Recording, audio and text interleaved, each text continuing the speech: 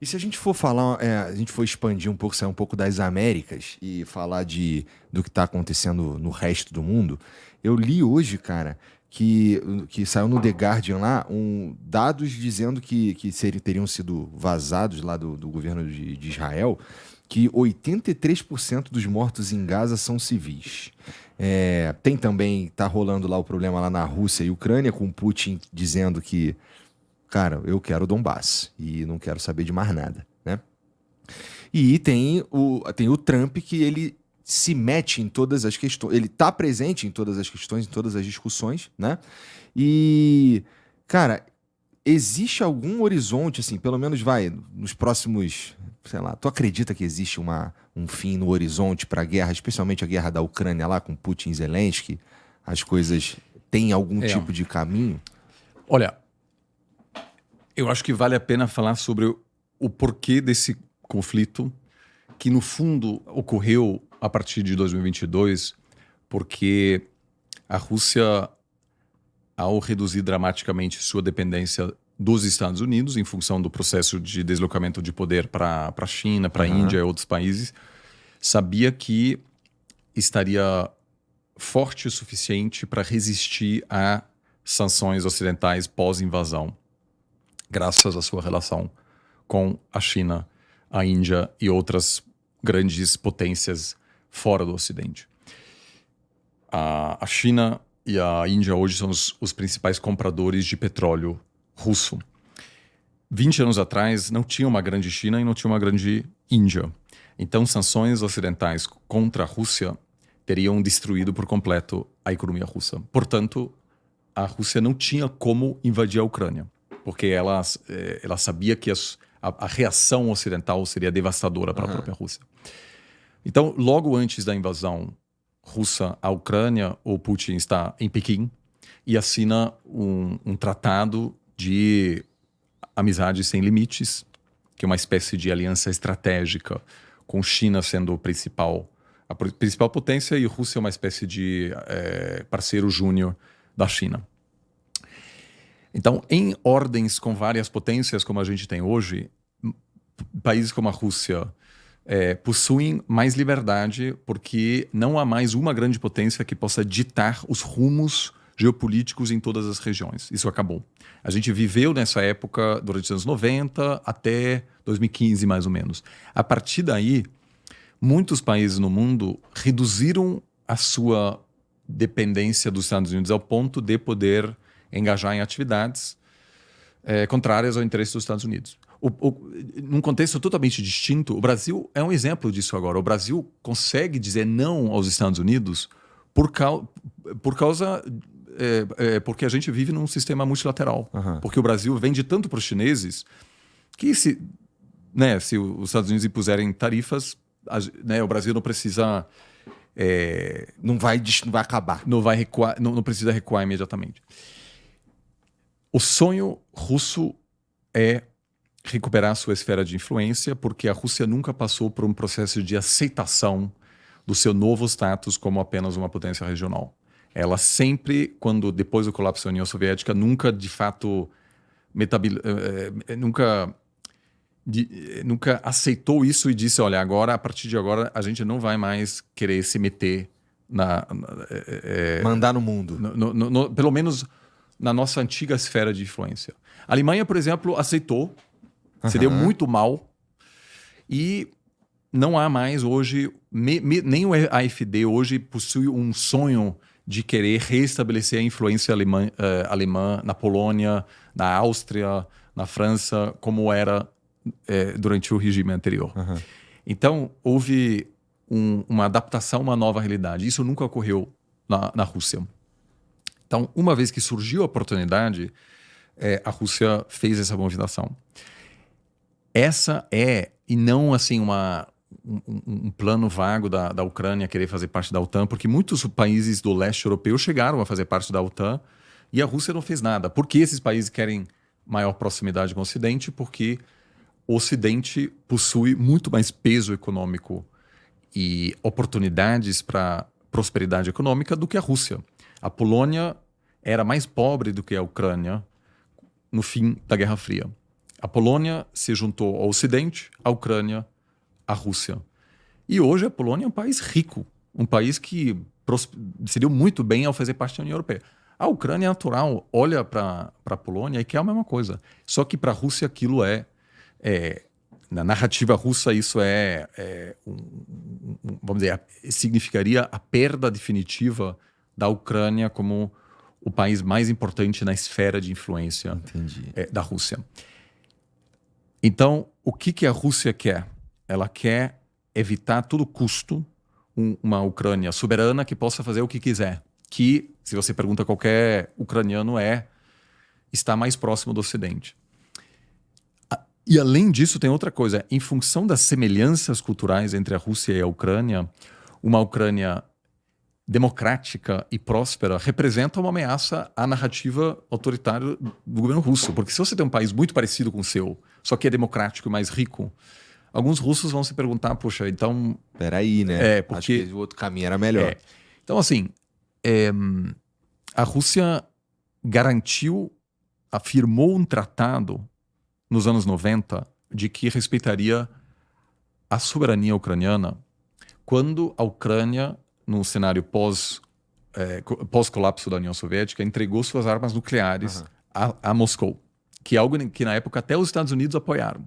Né? Ou seja, a Ucrânia recém-independente sofreu pressão por Moscou e pelos Estados Unidos para entregar suas armas nucleares, porque na cabeça dos americanos a Rússia seria um futuro aliado dos Estados Unidos. Não havia uma expectativa de que lá na frente a Rússia poderia novamente querer exercer sua influência, porque era tão enfraquecida que o plano liberal dos Estados Unidos era trazer a Rússia para dentro, tanto que convidou a Rússia para o G7, que por um período se transformou no G8, junto com a presença russa.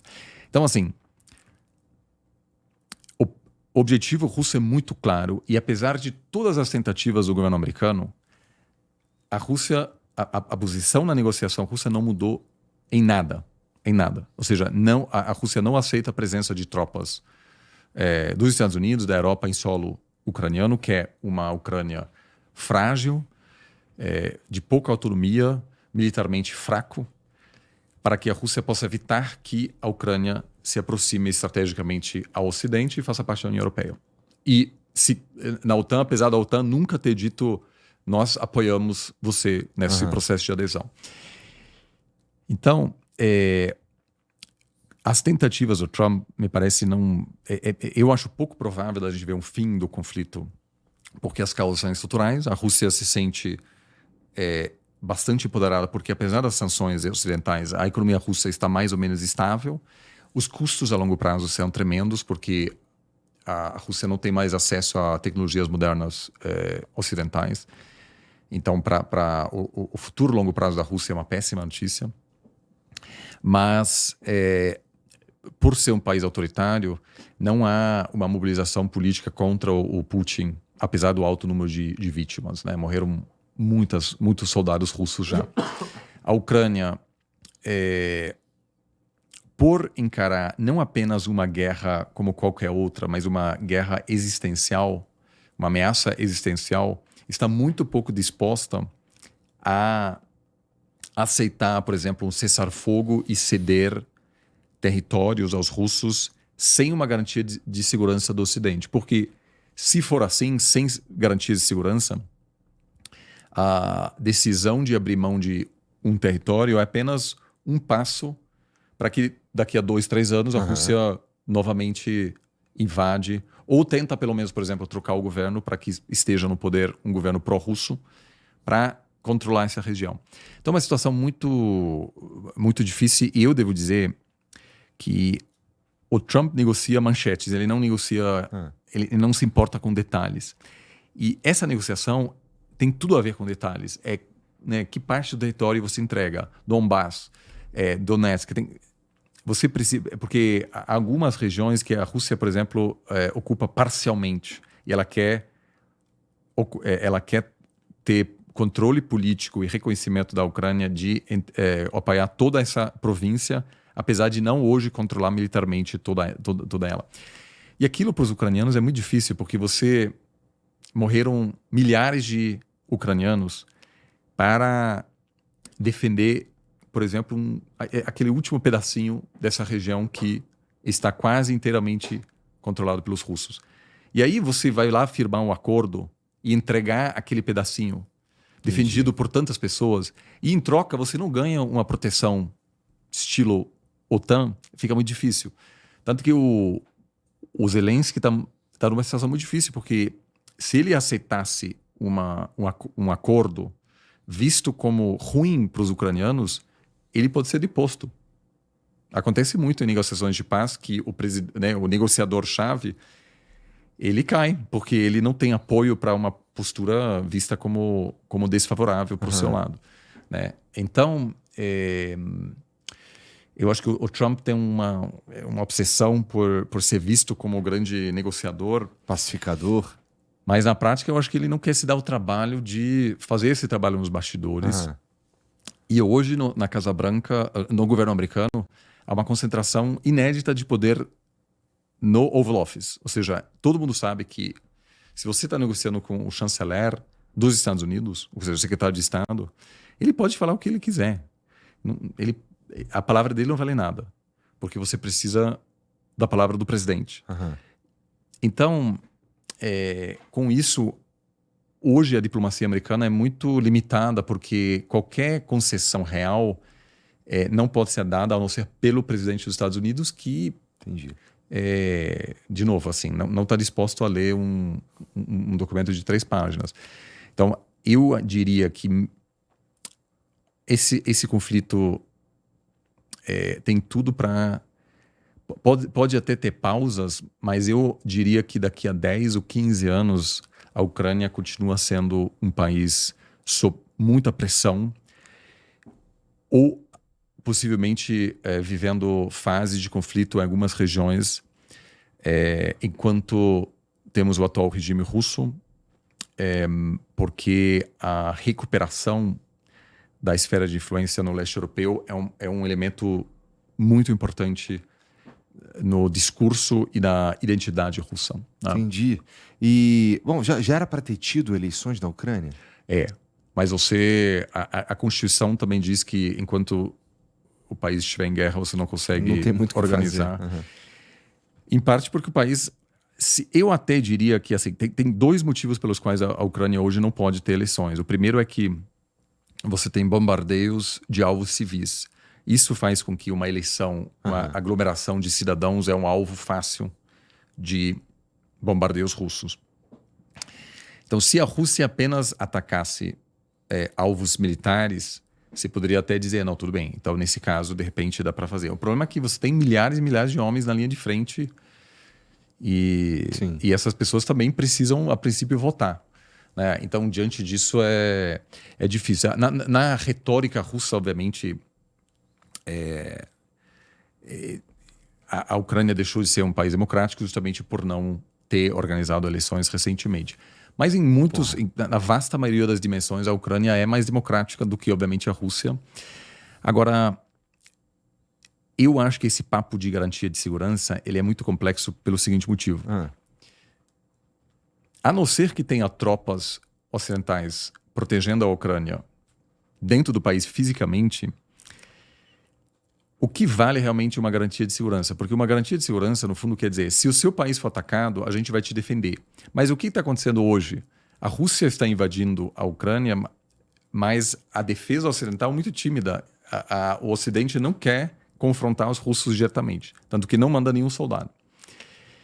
Então, vamos supor que assina um acordo, a Rússia pega 20% do território ucraniano e o Ocidente se compromete a defender a Ucrânia se estiver novamente sob ataque russo. E o que eu faria se fosse o presidente russo? Eu vou esperar 2 anos para ver o que acontece.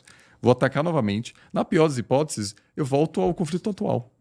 Mas pode ser que até lá o Ocidente estiver em outra situação e já não está afim de defender a Ucrânia. Lembrando que nunca houve um consenso nos Estados Unidos ou na Europa de convidar a Ucrânia para a OTAN. Não era assim, essa coisa de queremos evitar que isso aconteça. É uma história que a Rússia articulou que ignora de que sem guerra a Ucrânia não estaria próxima a fazer parte da OTAN. Não é um país visto como... Não há um consenso na sociedade nas sociedades ocidentais que vale a pena enviar tropas para confrontar os russos para defender o território ucraniano.